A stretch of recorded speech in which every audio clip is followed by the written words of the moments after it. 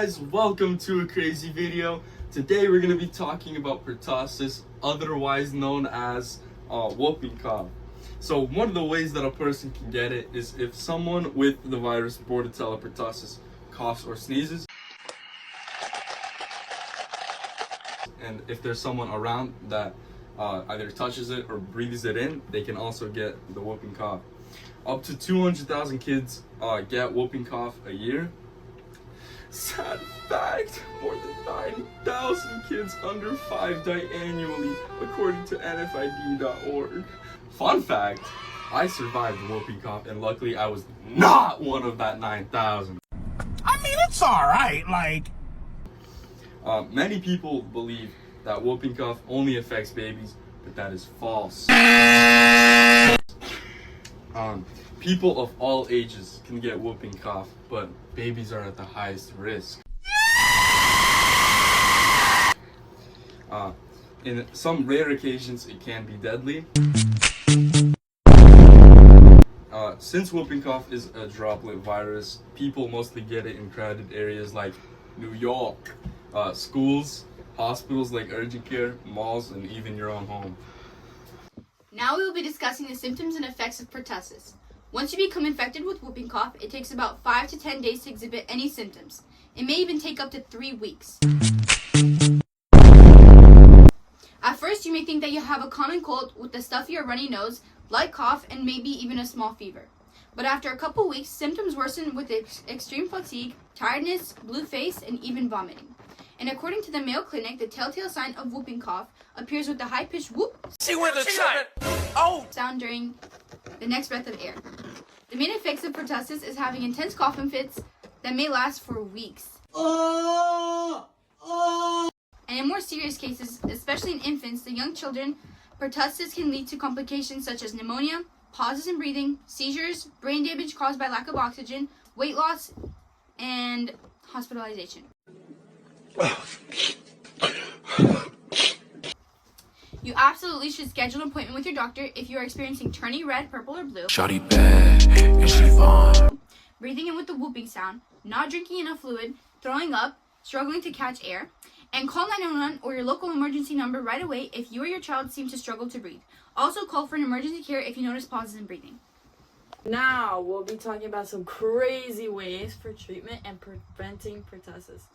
Some ways that you can be protected from pertussis: getting vaccinated with DTaP, which is a vaccine that's for children under 7 years old, protecting against whooping cough. Tdap is a vaccine that's for older people, so you don't get pertussis, according to the American Lung Association. Another fire way to prevent pertussis is staying up to date with vaccinations, especially if you're pregnant, and always make sure to wash your hands frequently and have good hygiene. And if you don't, then you're cooked. One question all our viewers might ask is if it's treatable. And my answer to that question is absolutely.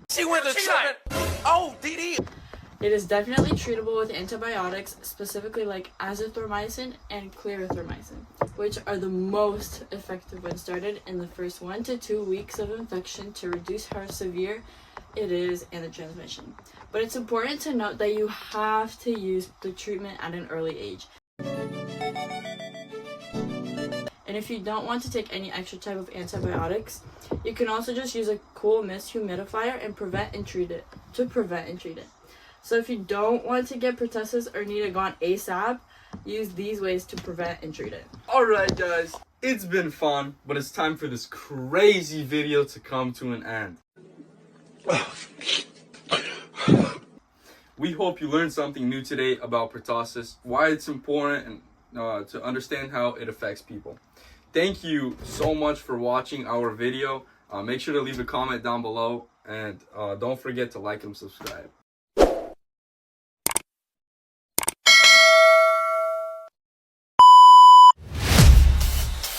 Okay, now we're starting to talk about treatment and prevention. Some ways that you can be protected from pertussis is getting vaccinated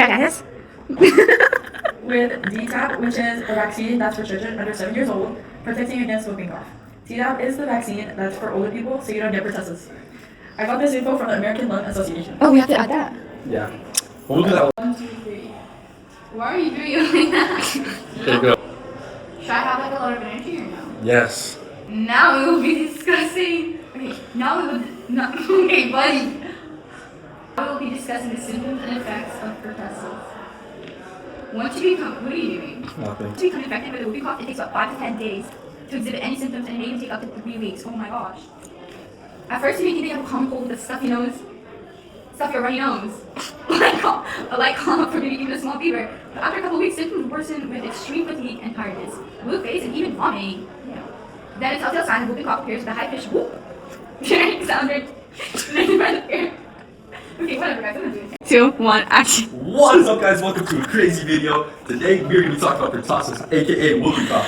So the way that someone can get it is if someone with more tell pertussis. Stop! You're reading.